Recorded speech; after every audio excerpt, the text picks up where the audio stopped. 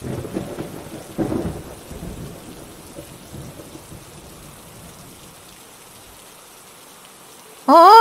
বাবা রে বাবা, বৃষ্টি যে থামার কোনো লক্ষণই দেখছি না। এই বৃষ্টির ভেতরে হোটেল আজকে খুলবো কিভাবে? ওইদিকে আবার কত মানুষ যে আমার হোটেলে খাওয়ার জন্য অপেক্ষা করছে কে জানে। না বাবা না, আমার আর এই বৃষ্টির জন্য অপেক্ষা করা একদমই ঠিক হবে না। এর চেয়ে আমি একটা ছাতা নিয়ে আমার হোটেলে চলে যাই। বৃষ্টির ভেতরে যদি দু একটা কাস্টমার পাই তাহলে আমার হয়ে যাবে।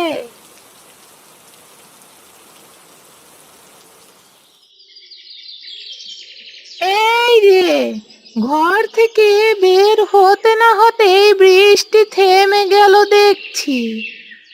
যাক বাবা, ভালোই হলো। এবার তাহলে আর ছাতাটা নিতে হবে না। আমি বরং ছাতাটা ঘরের সামনেই রেখে যাই।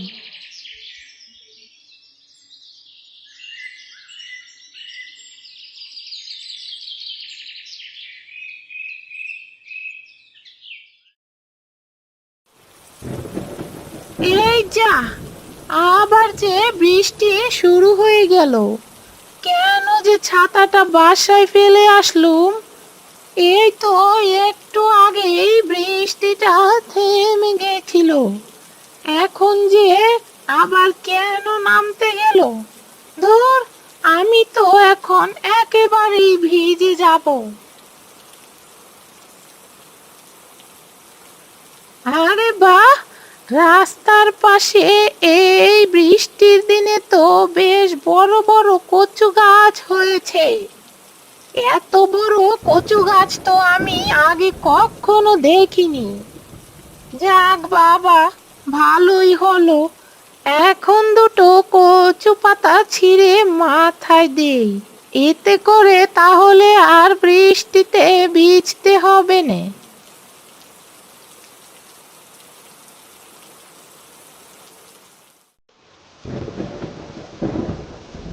আরে ও বুড়িমা, তুমি আমাদের না খেয়ে মারবে নাকি?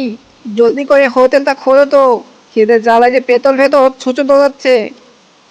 আরে দাঁড়া রে দাঁড়া, এখন ওই দোকানটা খুলছি।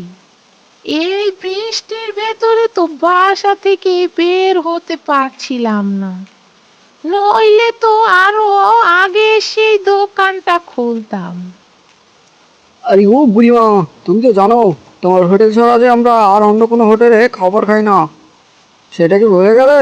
বৃষ্টি হোক আর ঝড় হোক, তোমার হোটেলে আমরা খাওয়া কখনই তো বন্ধ করব না।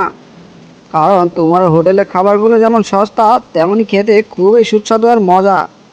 আরে ও বুড়িমা, তোমার হাতে দেখছি কচু পাতা। তা আজকে কি আমাদের কচু শাক রান্না করে খাওয়াবে নাকি? ইস, এত বড় কচু শাক রান্না করলে তো বেশ মজাই লাগবে। তা তুই মন দিয়ে বলিস নি, জীবনে হোটেলে অনেক খাবার খেয়েছি, মাছ মাংস কোরমা কালিয়া, কিন্তু কখনো কচু শাক রান্না করা খাইনি। বুড়িমা, আজ তুমি এই কচু শাক আমাদের রান্না করে খাওয়াবে নাকি? তোরা যদি বলিস তাহলে আজ এই কচু শাকগুলো রান্না করব। এখন তোরা একটু সর তো, দোকানটা খুলে নেই।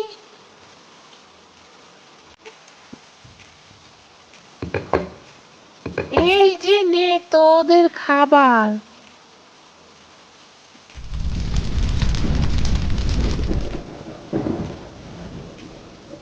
দেখেছিস ছোটু, দেখেছিস হতচ্ছাড়াগুলো আমার হোটেলে খেতে না এসে ওই বুড়ির হোটেলেই খেতে গেল। কি এমন হতো এই বৃষ্টির ভেতরে আমার হোটেলে খেতে আসলে? দাম না হয় একটু কমিয়ে রাখতাম। যত সব হতচ্ছাড়ার দল। ওস্তাদ, বুড়িমার হাতের রান্না কিন্তু খুবই সুস্বাদু আর মজার। সে কারণে তো প্রতিদিন ওই বুড়িমার হোটেলে অনেক লোকেরাই খেতে আসে। আর আমাদের হোটেলের সামনে তো ভুলেও কেউ আসে না। এ বুড়ির জন্য দেখি আমাকে ব্যবসা বাণিজ্য গুটিয়ে এই গ্রাম ছেড়ে পালাতে হবে। না বাবা না, আমি অত সহজে ছাড়ার পাত্র না। আমাকে যে করে হোক কিছু একটা এখনই করতে হবে, নইলে কোন দিন যে এই বুড়ির জন্য আমার ব্যবসা লাটে উঠে যাবে বুঝতেই পারবো না।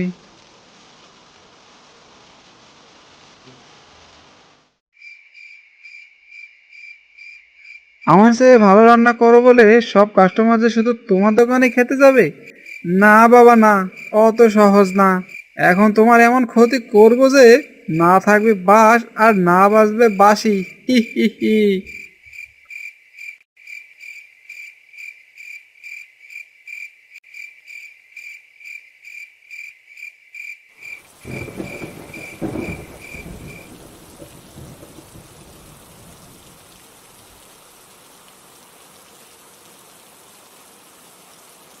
এই রে, আজও দেখছি খুব ঝড় উঠেছে। এই ঝড়ে আমার ভাতের হোটেলটার কোনো ক্ষতি না হলেই বাঁচি। ভাতের হোটেলটা যে আমার একমাত্র রোজগারের পথ। এই পথ বন্ধ হয়ে গেলে যে আমি না খেতে পেয়ে মরে যাব। না না, রাতের ঝড়ের সময় এসব দুশ্চিন্তা করা ঠিক নয়। আমি বরং ঘুমিয়ে পড়ি, যা হবার তা সকাল হলেই দেখতে পাবো।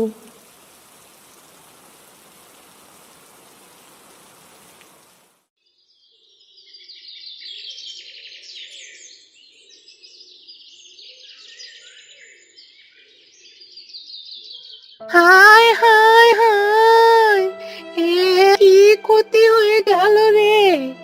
ঝড়ের রাতে যে আমার পুরো ভাতের হোটেলটা ভেঙে ফেললো রে।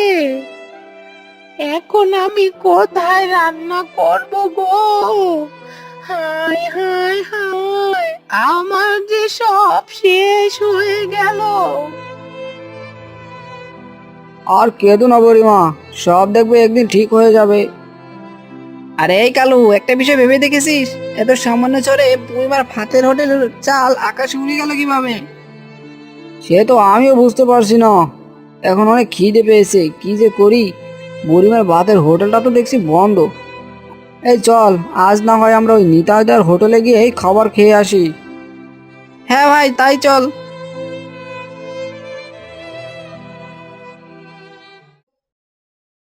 ওরে ছোটু, আমার বুদ্ধি কাজে দিয়েছে রে। হি হি হি। দেখ দেখ, কাস্টমারের দল কিভাবে আমার হোটেলে খেতে আসছে। হি হি হি। চল চল, আমরা এই সুযোগে সব খাবারের দাম বাড়িয়ে দেই। হি হি হি।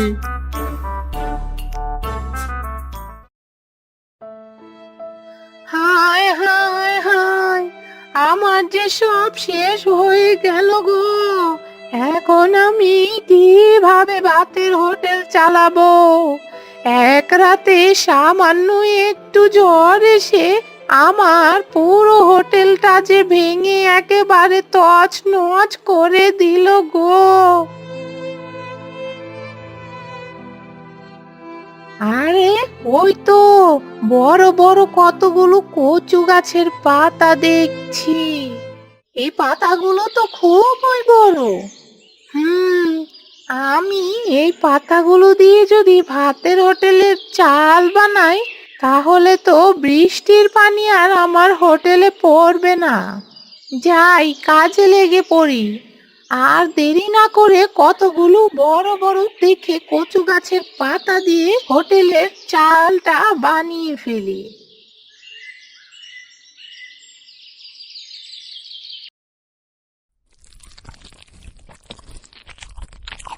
আগে নিতাইদা, আমাদের বিলটা কত টাকা হলো বলো তো?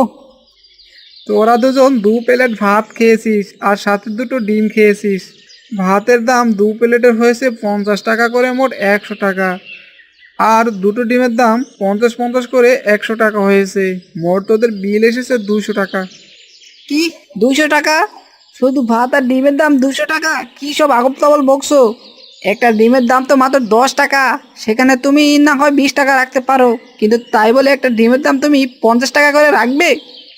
এই শোন তোরা, এটা আমার ভাতের হোটেল বুঝলি।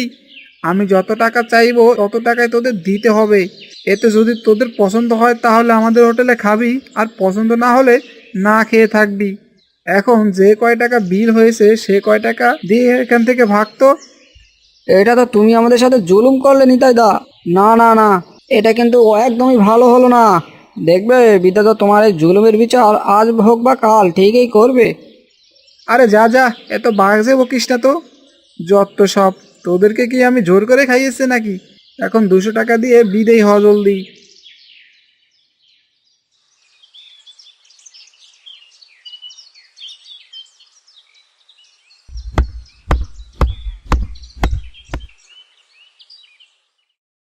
এই তো, এবার আমার কচু পাতার ভাতের হোটেল হয়ে গেছে।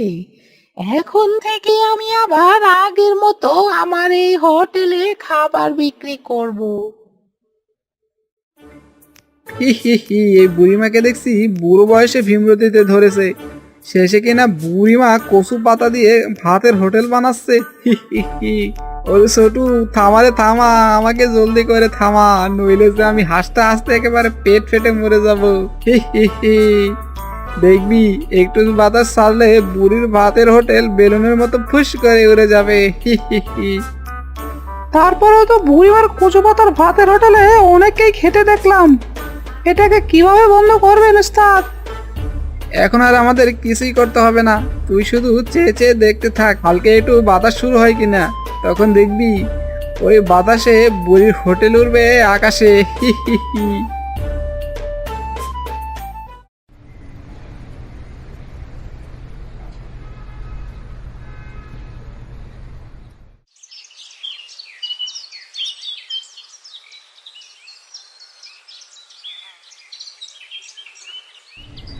ভাগ্যিস বুড়িমা আবার কচু পাতা দিয়ে হোটেলটা চালু করেছিল, নয়তো ওই দুষ্টু নিতাইয়ের কাছ থেকে আমাদের বেশি দামে খাবার কিনে খেতে হতো।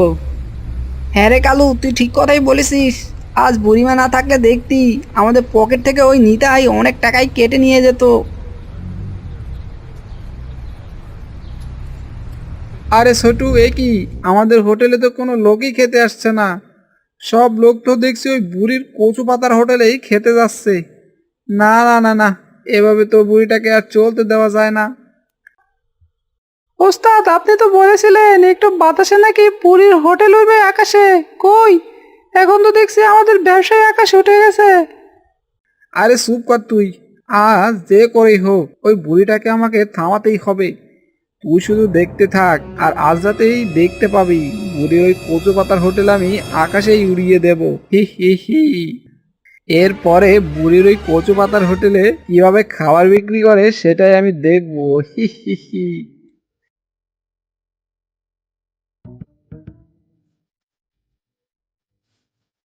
এই নে, এখানে তুই যত টাকা চেয়েছিস ঠিক তত টাকাই আছে। যদি তুই কাজটা ঠিকঠাক মতো করতে পারিস তাহলে তোকে আমি আরো কিছু টাকা বকশিস দেবো, বুঝলি? আগে ঠিক আছে রাজামশাই, আপনি যেভাবে বলছেন ঠিক সেভাবেই কাজটা করে দেব। আরে এই হতচ্ছাড়া, আমি আবার রাজামশাই হলাম কি করে? আমি তো তোর নিতাইদা। মদ খেয়ে দেখছি সব উল্টো পাল্টা বকছিস। বলছি কি, কাজটা তুই ঠিকঠাক মতো করতে পারবি তো? আগে হ্যাঁ নিতাইদা, তুমি একদম চিন্তা করো না, তোমার কাজ আমি ঠিকঠাক মতোই করে দেব।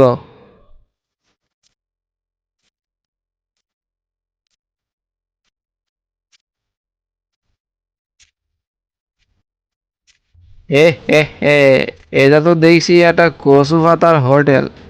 নিশ্চয় নিতাইদা এটাকে আগুন ধরাতে বলেনি। আরে, ওই তো একটা সুন্দর হোটেল দেখতে পাচ্ছি। বাহ, কতই না সুন্দর দেখা যাচ্ছে হোটেলটা। হ্যাঁ, ওই হোটেলটাই নিতাদা আগুন জ্বালিয়ে দিতে বলেছে। যাই, আর দেরি না করে ওই হোটেলটা আগুন জ্বালিয়ে দেই। হে হে হে।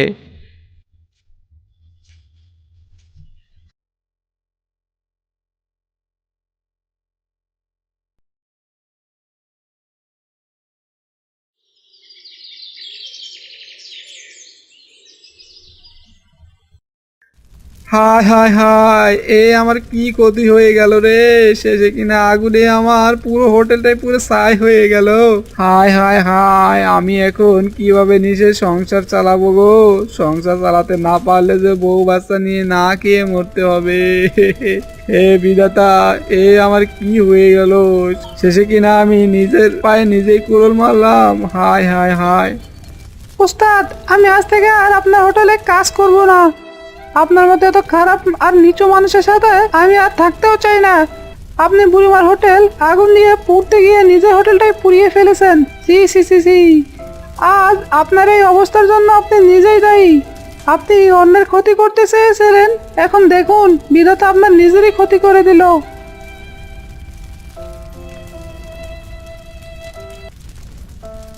থাক নিতাই, যা হবার ছিল তা হয়ে গেছে।